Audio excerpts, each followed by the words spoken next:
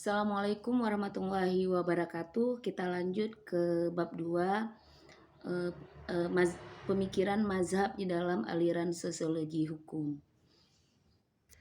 Yang pertama itu ada aliran positif. Aliran positif itu yang dibangun oleh Donald Black, ya. Kemudian aliran ini pemikirannya itu ada dua. Yang pertama, semua pengetahuan harus berdasarkan atas pengamatan empiris, baik itu alam, manusia, dan masyarakat. Artinya apa yang terjadi. Empiris yang dimaksud adalah kenyataan yang sebenarnya, sesuai dengan pengamatan manusia. Kemudian yang kedua adalah pengamatan harus diberi nilai tinggi dari suatu gagasan. Dengan demikian pengetahuan yang benar atau ilmiah yang empiris dan yang bukan diturunkan dari agama dan filsafat. Jadi di sini positivisme yang dimaksud dalam aliran ini tidak membawa hukum yang berlaku pada masyarakat itu tidak dibawa atas ajaran agamanya, karena begini ya, dan filsafat ya. Karena ketika manusia ada di muka bumi, pasti manusia itu ketika melakukan sosialnya pasti ada berkaitannya dengan hukum. Nah, ketika hukum manusia ada di muka bumi ini, agama pun kan sudah ada seperti itu. Namun di aliran positivisme ini tidak melihat dari sisi agama, namun melihat dari sisi kehidupan manusia itu sendiri. Kemudian yang kedua itu ada aliran normatif. Aliran ini merupakan suatu institusi nilai. Hukum mengandung nilai-nilai dan bekerja untuk mengekspresikan nilai-nilai tersebut dalam masyarakat. Nah, menurut aliran ini hukum bersifat derivatif karena itu tidak dapat dipisahkan dari institusi primer seperti politik dan ekonomi. Nah, jadi di normatif ini hukum itu juga dilihat dari sisi politik dan ekonomi. Karena hukum itu akan ada, hukum itu akan berjalan bagaimana politik dan ekonomi yang berada di suatu masyarakat, seperti itu ya. Misal contoh ya, kita lihat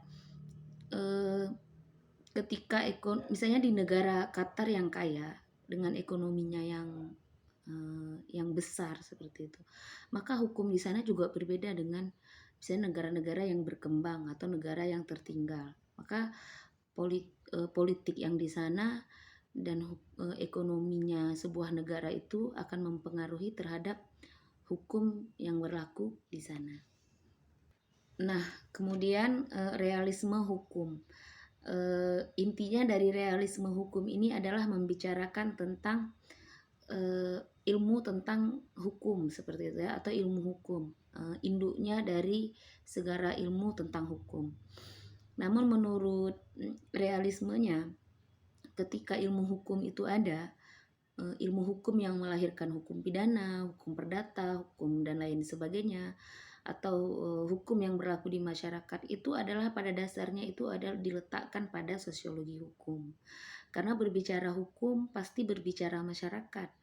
Berbicara masyarakat pasti berbicara norma, kaidah, aturan yang berlaku di masyarakat yang membentuk sebuah hukum. Nah, artinya pada dasarnya cabang ilmu kelahiran ilmu hukum yang membentuk ilmu hukum yang lain itu berdasarkan sosiologi hukum. Ketika berbicara hukum tidak punya ilmu tentang sosiologi hukum, maka itu nothing, artinya tidak ada apa-apanya, karena hukum itu ada sendiri, dibuat kepada masyarakat, oleh masyarakat, dan apa yang terjadi di masyarakat itu sendiri, seperti itu ya. Jadi tidak ada hukum yang tidak dibuat atas dasar pada masyarakat. Makanya ketika hukum itu dilahirkan seharusnya ada 3 landasan yang diberlakukan padanya.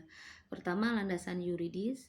Yuridis itu bisa kita lihat dari Pancasila, Undang-Undang Dasar, dan turunannya seterusnya. Kemudian yang kedua, landasan filosofis. Filosofis itu melihat nilai, menilai hakikat, kenapa hukum itu harus diberlakukan seperti itu. Kemudian yang ketiga, landasan sosiologis. Perlu nggak hukum ini diberlakukan pada masyarakat? Sesuai nggak dengan masyarakatnya, seperti itu ya.